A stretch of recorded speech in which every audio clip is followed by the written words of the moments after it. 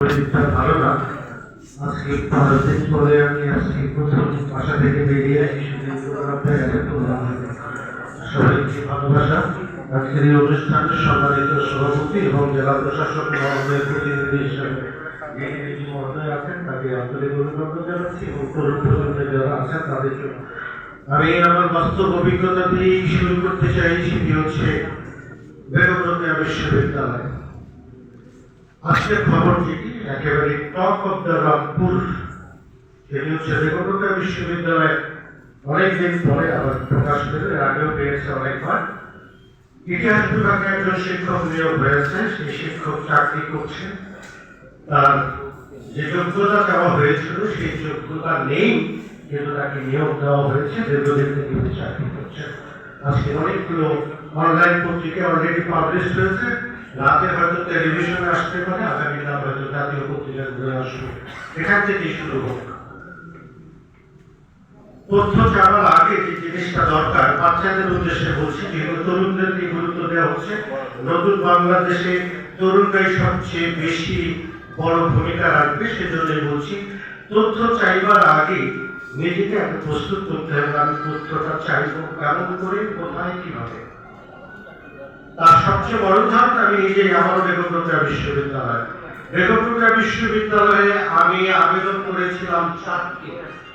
শরীফুল্লাহ সাহেব যখন vice chancellor, তথ্য চেয়েছিলাম আপনি কতদিন ছুটি ভোগ করেছেন, এই ছুটি মহামান্য রাষ্ট্রপতি কর্তৃক, আপনি চ্যান্সেলর কর্তৃক আপনি এই ছুটিগুলো নিয়েছিলেন কিনা এবং সেই ছুটি কিভাবে মঞ্জুর হয়েছে জানতে চাই। তথ্য চেয়েছিলাম সেই সময় প্রথম বর্ষে কতগুলো ছাত্রছাত্রী ভর্তি হয়েছিল, কত টাকা ফি ধরা হয়েছিল, এই ফি টাকা কিভাবে বন্টন করা হয়েছিল, ইত্যাদি ইত্যাদি। সেই সময় যে দায়িত্বপ্রাপ্ত কর্মকর্তা ছিলেন উনিও দুর্নীতির মাধ্যমে নিয়োগ প্রাপ্ত হয়েছেন। এটাও top of the news Rangpur. দুর্ভাগ্য বেগম রোকেয়া বিশ্ববিদ্যালয়। কথাটা এই কারণেই বলছি, মেবি আমি জানি না রংপুর থেকে আর কেউ, হয়তো বা সাংবাদিক বাদল কয়েকবার গিয়েছিলেন তথ্য কমিশনে, আমি কিন্তু 3 টাইমস তথ্য কমিশনে গিয়েছি। তথ্য কমিশনে এই বেগম রোকেয়া বিশ্ববিদ্যালয়কে প্রথমে 3 বার ডিনাই করা হয়েছে, 20 দিন 25 দিন আপিল করেছি, তথ্য কমিশনে অভিযোগ দায়ের করেছি, নির্দেশ সংসদে দাঁড়িয়েছি।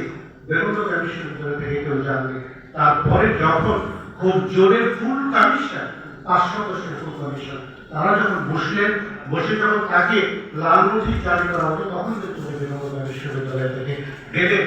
শুধু একটা শব্দ ব্যবহার করি, সেটি হচ্ছে জনগণের টাকায় বেতন নেন, তথ্য দিতে এত কার্পণ্যতা কেন, এতগুলো দুঃসাহস নিয়ে কেমন করে একটি বিশ্ববিদ্যালয়ে চাকরি করেন। কমিশনের চেয়ারম্যানের কিছু নেই। নাম্বার 2, রংপুর মেডিকেল কলেজ, সেখানেও তথ্য চেয়েছিলাম, অনেক নাকানি চুবানের তথ্যটা আদায় করতে পেরেছি। সর্বশেষ যেটি, বাংলাদেশের প্রথম যখন ইভিএম পদ্ধতি চালু হয় ভোটের, এই ইভিএম এ কত টাকা বিনিয়োগ করা হয়েছে, কোন প্রতিষ্ঠানে সর্বনিম্ন দরদাতা ছিলেন, ওই পারচেজ কমিটিতে কারা কারা সদস্য ছিলেন, ইত্যাদি ইত্যাদি তথ্য জানতে চাই।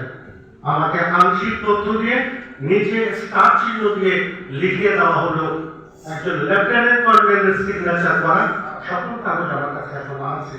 সেখানে বলা হলো রাষ্ট্রের সাথে সাংঘর্ষিক বিধায়ী তথ্যটি সম্পূর্ণ আপনাকে দেওয়া হলো না। ইভিএম কিনলেন জনগণের টাকায়, এটা নাকি রাষ্ট্রের সাথে সংঘর্ষিক, এই জন্য তথ্য দেওয়া গেল না। বলা না, এ দেশটা আমাদের, আমরা একটা নতুন বাংলাদেশের স্বপ্ন দেখছি। তথ্য ফর্ম আমাকে দেওয়া আছে, দিয়েছে একটু আগে, আমার বাসায় এতগুলো আছে। রংপুর জেলা প্রশাসন দপ্তরে, ভূমি দপ্তরে আমি প্রচুর জায়গায় এই তথ্য নিয়ে দৌড়াদৌড়ি করেছি, চেয়েছি। সবার আগে আমাদেরকে পদ্ধতিটা জানতে হবে। ইমেইলে যদি আমি চাই, তাহলে ইমেইলে তারা আমাকে দেবে। যদি প্রিন্ট চাই, তাহলে সেই যতগুলো পাতা হবে তার জন্য আমাকে টাকা পে করতে হবে। এখানে স্থানীয় সরকারের, বাংলাদেশ সরকারের প্রজাতন্ত্রের কর্মকর্তা আছেন, তার মাধ্যমে বিশেষ করে টিআইবি দৃষ্টি আকর্ষণ করে আমি বলছি, আমি 6 বার টাকা নিয়েছি তার সাথে। আমি একজন নাগরিক হিসাবে রংপুরের একজন নাগরিক হিসেবে, বাংলাদেশের একজন নাগরিক হিসেবে, একজন প্রথম শ্রেণীর নাগরিক হিসেবে আমি যে সবার ঢাকা যাওয়া আসা করলাম, হোটেলে থাকলাম, খাইলাম, আবার আসলাম, পরিবারের লাভটা কি হলো আমার? লাভের কোশ্চেন তো এখানেই তুলছি। এই জায়গাটায় কমিশনে যারা আছে তাদের মনে হয় অন্ততপক্ষে যাওয়া আসার খরচটা যারা যায় এবং বিভিন্ন দপ্তরে নিয়ে যে যাওয়া আসার যে খরচ আছে একটা ব্যয় নির্বাহ করে থাকা উচিত। আর তাৎক্ষণিকভাবে যখন প্রমাণ হয়ে যায় যে সেই লোকটি তথ্য না দিয়ে হয়রানি করেছে জনগণকে, তাৎক্ষণিক একটা শাস্তির ব্যবস্থা হওয়া উচিত। তাৎক্ষণিক শাস্তি। আমি সেদিন বাদ দিয়েছি, আমার সাথে প্রথম আমার সাংবাদিকরা গিয়েছেন, ডেইলি স্টারের সাংবাদিকরা গিয়েছেন, ঢাকার বাংলাদেশ প্রতিদিনের সাংবাদিকরা গিয়েছেন, বের হওয়ার সঙ্গে সঙ্গে তারা ইন্টারভিউ দিয়েছেন। জাস্ট লাইক এ কোর্ট, সেখানে কিন্তু শপথ করতে হয় যাহা বলিব সত্য বলিব, সেখানে কোর্টের মতো তার ফুল কমিশন বসে সেখানে। আমি বিনীত অনুরোধ করবো, এ রাষ্ট্র আমাদের, এ দেশ আমাদের, আমাদের নতুন করে রক্ত দিয়ে প্রমাণ করতে হলো বাঙালি কখনো পিছু পাবে না। সুতরাং সেই বাংলাদেশে আগামী দিনে তোমরাই বাংলাদেশের জাতীয় পতাকা কপালে ধারণ করে আবু সাহেব রক্ত দিয়ে প্রমাণ করে গেল আমরা হাল ছাড়ি না। হাল ছেড়ো না বন্ধু, তুমি কণ্ঠস্বরে জোরে এ দেশটা আমার এবং দেশটা তোমার। আমারও কিন্তু আমরা দেখিয়ে দেবো, যদি প্রজাতন্ত্রের কর্মকর্তারা কখনো ভুলে যায় যে আমি শাসক আর তুমি শোষক, সংবিধান নতুন করে রচনা করবার